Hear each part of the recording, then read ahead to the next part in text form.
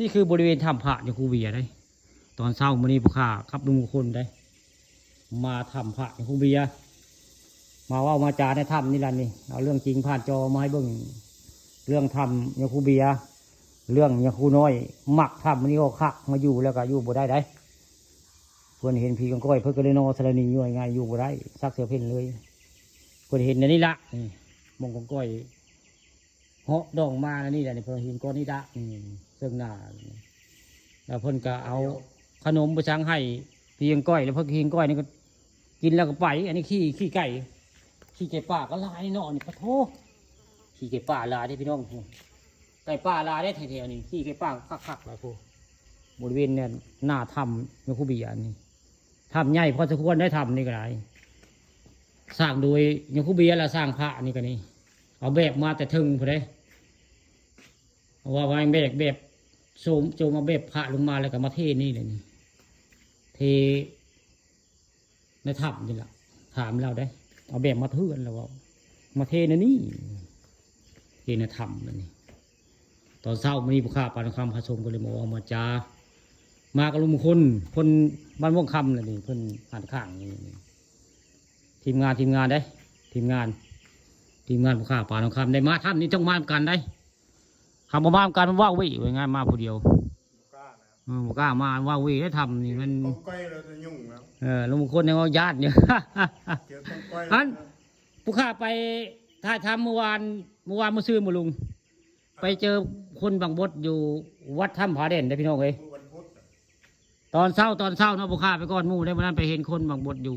4-5 มื้อถ้ำผาเด่นได้ย่างคือบันไดแล้วคนหายโตเชิงหน้านี่มันนะครับลุงมงคลได้ไปเห็นแต่งตัวเข้าได้แต่เห็นทางหลังเลยบวยหน้าไม่เห็นเลยย่างกำการได้ขึ้นไปเพิ่นย่างไปก่อนได้เห็นผู้ชายผู้หนึ่งได้แต่มาว่ามาจาได้ไปเจอสิ่งลี้ลับอยู่วัดถ้ำผาเด่นวัดดงน้อยมันไม่ธรรมดาได้เหมือนนั้นไปเจอคนไม่รู้หลักฐานก็คือนี่แหละลุงมงคลนี่เป็นหลักฐานกับผู้ขายกันนี่คนเห็นประมาณสัก20-30 เมตรนี่แหละครับห่างกันประมาณแต่กระดุมบรรเทาแค่กระพริบตาก็หายแล้วนี่แหละหลักฐานก็คือผู้ฆ่า2 คนเลยเห็นมื่อนาเห็นคนบางบดได้ที่วัดถ้ำผาแดนครับทางขึ้นโบสถ์ครับบันไดทางขึ้นโบสถ์ครับนั่นแหละทางขึ้นโบสถ์แล้วผู้ฆ่าปานคำเห็นครับลุงมงคลเห็นคนเพิ่นหายโตซึ่งหน้าได้ย่างตามรางขึ้นไปแล้วหน้าเงยขึ้นไม่เจอแล้วบังเอิญได้ผู้ฆ่ากับก้มหน้าพร้อมเดียวกับเราเพราะเงยหน้าขึ้นโบเห็นผู้ชายที่เห็นย่างนำกันนะย่างใกล้คือไก่ได้ว่าสิทันกับบุทันในใกล้ๆกลางเว้นตอนเช้าเหมือนผู้ฆ่าไปก่อนหมู่เดิมมานะ7 โมงกว่า7 โมงกว่านะลุงเนาะ7 โมงได้เห็นเรื่องจริงผ่านจอเห็นคน7 โมงต้นย่างขึ้นไปโบสถ์นั่นละโบสถ์ผาเด่นนั่นละไปก่อนหมู่เลยมั้งตามหลังคนผู้นั้นละแล้วเพิ่นก็หายตัวซึ่งหน้าผู้ฆ่าอัศจรรย์เห็นอยู่ในทางขึ้นโบสถ์ผาเด่นแสดงว่าบ้านดงน้อยแสดงว่าเป็นคนมีบุญที่ได้เจอเนาะแม่นแสดงว่าผู้ฆ่ามีบุญได้เจอง่ายๆนะของแบบนี้นะนี่แหละลุงมงคลมายืนยันมาว่ามาจากกับผู้ฆ่าได้เห็นสิ่งแปลกปลอมบุเคยเห็นลืมถ่ายรูปผู้ฆ่าอะไรเห็นเมื่อนั้นเห็นคนบางบด